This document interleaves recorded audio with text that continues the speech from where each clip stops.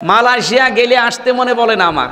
ওটা 2004 সাল থেকে দাঁড়িয়ে গেছে, শুধু পাথর, পাহাড় আর পাম গাছ, তাছাড়া কিচ্ছু পাই না। বাংলাদেশের চাইতে প্রায় 5 ডবল বড়, এত বড় বিশাল দেশ। খালি পাম গাছ, হাজার হাজার লক্ষ লক্ষ বিঘা খালি পাম গাছ, আর পাথর আছে আর পাহাড় আছে, পুরা শহরই পাহাড়ের উপরে। ক্যামেরন হাইল্যান্ডে উঠেছিলাম, গ্যান্তিং হাইল্যান্ডে উঠেছিলাম। এ মাটি থেকে কয়েক কিলোমিটার উপরে, নিচের দিকে তাকালে মনে হয় মানুষ পিপিলিকার মতো। এইরকম একটা দেশ যদি মাত্র 21 বছরে দাঁড়িয়ে যায়, 2004 সাল থেকে 25 সাল, কয় বছর?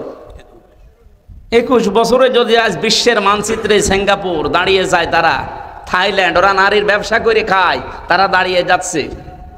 আর আমরা আজ 54 বছরে দাঁড়াতে পারি না।